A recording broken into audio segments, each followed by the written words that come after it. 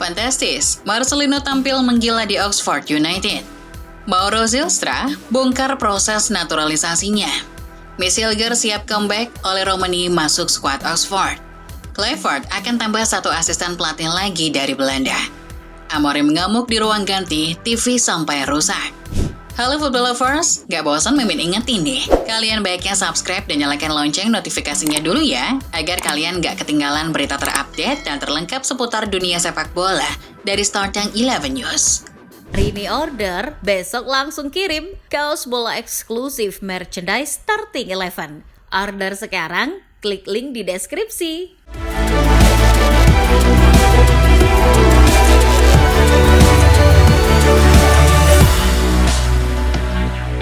Dari hasil laga UCL match ke-7 babak grup, Liverpool masih tak terkalahkan dan kokoh di puncak klasemen dengan 21 poin. Setelah menang atas tamunya Lille 2-1. Gol kemenangan The Reds dilesakan oleh Mohamed Salah di menit 34 dan Harvey Elliott di menit 67. Hasil ini sekaligus membuat pasukan Arne Slot resmi dipastikan lolos ke babak berikutnya.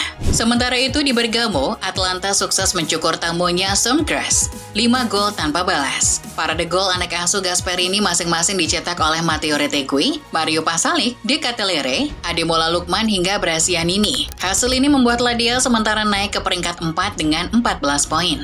Wakil Italia lainnya Bologna sukses meraih 3 poin saat menjamu tamunya Dortmund 2-1. Sempat tertinggal dari gol Serhou Guirassy di menit 15, namun Rossoblu bisa membalasnya lewat 2 gol cepat dari Tis Dalinga di menit 71, serta Samuel Iling Junior selang semenit kemudian. Kemenangan pertama pasukan Vincenzo Italiano di UCL ini membuat mereka berada di peringkat 27 dengan 5 poin. Dari Spanyol, Atletico Madrid sukses menang dramatis lewat aksi comeback-nya dengan skor 2-1 atas tamunya Bayer Leverkusen. Bermain 10 pemain sejak menit 23, Los Roy Blancos justru mampu menang lewat brace yang dicetak Julian Alvarez di menit 52 dan 90. Hasil ini mengantarkan Sardadu Diego Simeone berada di peringkat 3 dengan 15 poin. Aksi comeback juga terjadi saat wakil Spanyol lainnya Barcelona menang dramatis 5-4 atas tuan rumah Benfica. 5 gol Blaugrana dicetak oleh brace dari Lewandowski di menit 13 dan 78, Eric Garcia di menit 86, serta brace dari sang penentu kemenangan Rafinha, yakni di menit 64 dan 90+6. Hasil ini membuat pasukan Hansi Flick berada di peringkat 2 dengan 18 poin dan sudah dipastikan lolos ke babak berikutnya. Laga Barcelona versus Benfica di Dalus dilaporkan oleh Sport Bible berakhir ricuh di terowongan pasca laga berakhir. 2 kelompok pemain dari kedua kubu disebut terlibat pertengkaran. Usut punya usut, pertengkaran itu akibat gol menit akhir dari Rafinha yang diprotes pemain Benfica. Menurut laporan, Rafinha juga terlibat dalam aksi pertengkaran tersebut karena mengaku diajak oleh pemain Benfica, sampai-sampai membuatnya dilerai oleh polisi yang bertugas saat itu. Sementara itu, dari kabar lainnya, Carlo Ancelotti telah mengklarifikasi berita dari media Spanyol Onda Cero yang mengatakan bahwa ia akan meninggalkan Bernabeu akhir musim ini. Allenatore asal Italia itu membantahnya saat konferensi pers jelang laga UCL melawan Salzburg. Dilansir dari Talksport, Ancelotti menyatakan bahwa ia tidak berencana meninggalkan Al Real dalam waktu dekat. Bahkan ia bisa tinggal sampai 4 tahun lagi, berbarengan dengan masa jabatan presiden klub Florentino Perez berakhir, yakni 2029. Dari Spanyol beralih ke kabar dari sepak bola Inggris, Gol melaporkan bahwa pelatih MU Ruben Amorim mengamuk di ruang ganti Old Trafford pasca kalah dari Brighton. Luapan amarah Amorim pada pemainnya tersebut bahkan menurut laporan sampai merusak TV yang ada di ruang ganti Setan Merah. Akibat dari berita kemarahan itu, Amorim kabarnya ditegur oleh manajemen klub dan posisinya kini mulai diawasi seiring dengan performa klub yang kian menurun. Lanjut ke kabar dari Manchester sebelah, jelang laga melawan PSG di UCL, sebanyak 14 pemain Manchester City dilaporkan oleh Mirror absen di sesi latihan terakhir hari Selasa. Beberapa dari mereka dikabarkan kurang fit dan kemungkinan besar tidak diturunkan di laga melawan PSG. Dari 14 pemain tersebut, ada beberapa yang sering jadi starter, yakni Akanji, Rico Lewis, Guardiola, Doku, Matheus Nunes, hingga Ruben Dias. Sementara 2 pemain baru Husanov dan Reis terlihat sudah mulai berlatih, namun belum bisa diturunkan karena belum didaftarkan. Sementara itu dari London tersiar kabar bahwa Chelsea sedang menyiasati kesepakatan transfer dengan Juventus untuk merekrut Dusan Vlahovic. The Sun melaporkan pihak The Blues akan menawarkan opsi pertukaran pemain kepada Bianconeri. Vlahovic yang sudah direstui untuk hengkang setelah datangnya Kolomuani akan ditukar dengan dua pemain sekaligus, yakni Renato Veiga dan Ben Chilwell. Sebelumnya, Veiga disebut telah diincar kubu La Spezia Signora sebagai tambahan amunisi di bek tengah mereka. Tawaran pertukaran ini sudah sampai ke meja manajemen Juventus, namun belum diputuskan. Beralih ke kabar dari Italia, Football Italia melaporkan bahwa AS Roma tengah mempersiapkan pelatih Ajax, Francesco Farioli, untuk menjadi suksesor Claudio Ranieri di musim depan. Laporan terbaru menunjukkan bahwa manajemen I Lupi telah membuka pembicaraan dengan pelatih 35 tahun asal Italia itu. Pembicaraan yang dilakukan disebut terkait dengan proyeksi dan target Giallorossi di musim depan. Kontrak Farioli di Ajax yang masih sampai 2027 kemungkinan akan dinegosiasikan ulang oleh kedua klub.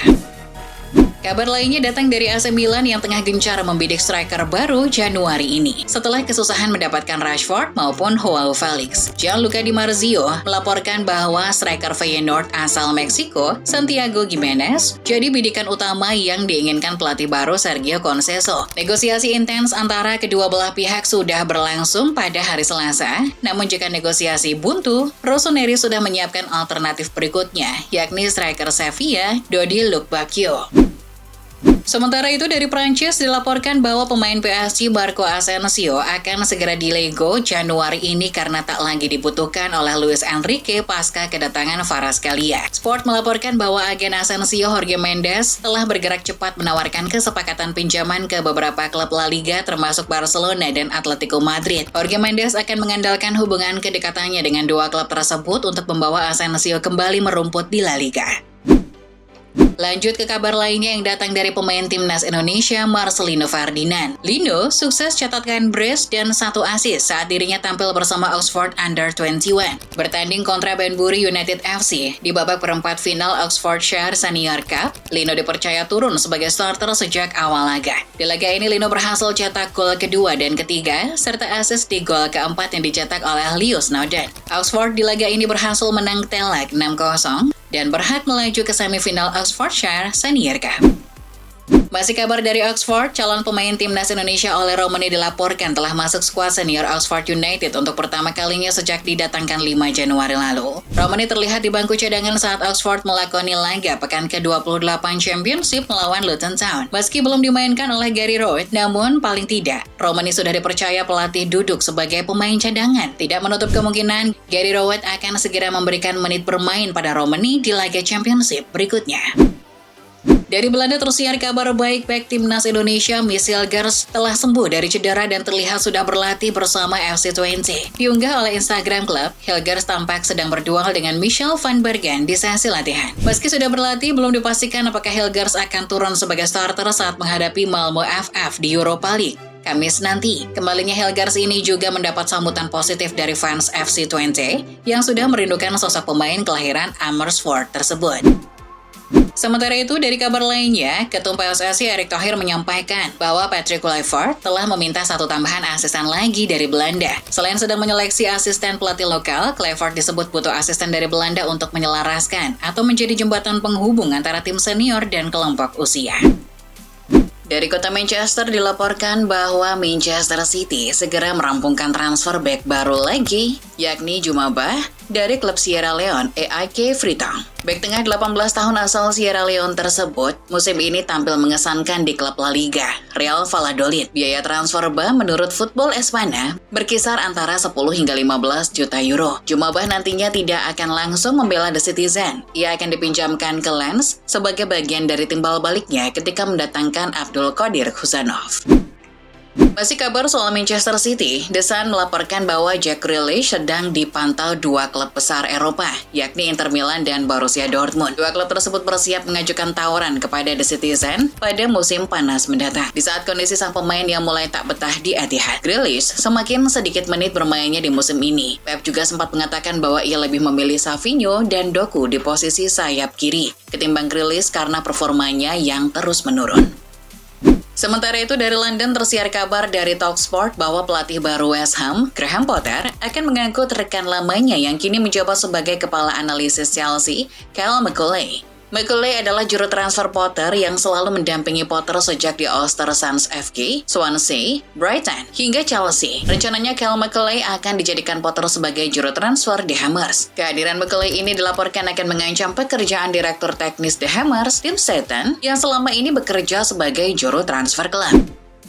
Beralih ke kabar dari Italia, kedatangan Kyle Walker ke AC Milan membuat bek kanan Emerson Royal terancam posisinya. Sempre Milan bahkan telah melaporkan bahwa bek asal Brasil itu kemungkinan akan dilego secepatnya di Januari ini. Sebab Galatasaray dan Fulham dilaporkan telah bernegosiasi serius untuk mengangkut bek berusia 26 tahun ini. Dua tim itu kini masih berlomba meyakinkan sang pemain. Menurut laporan, kedua tim tersebut masih menjajaki kesepakatan pinjaman dan biaya pembelian permainan di akhir musim.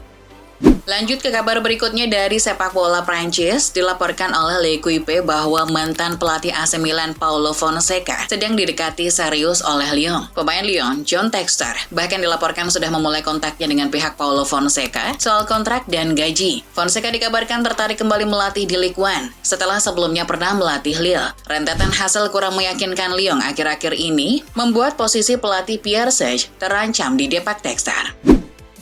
Masih kabar dari Prancis, AS Monaco dilaporkan oleh Eurosport dianggap dapat menyelamatkan nasib Rashford yang terus gagal mencapai kesepakatan transfer dengan beberapa klub. AC Milan dilaporkan tidak lagi berminat, sementara Dortmund dan Barcelona kesusahan karena hanya mau bayar setengah dari gajinya. Namun, AS Monaco dilaporkan bersedia menampung Rashford dengan status pinjaman dan bersedia membayar penuh gajinya hingga akhir musim. AS Monaco kini sedang dalam tahap mendekati dan meyakinkan sang pemain untuk hijrah ke Ligue 1.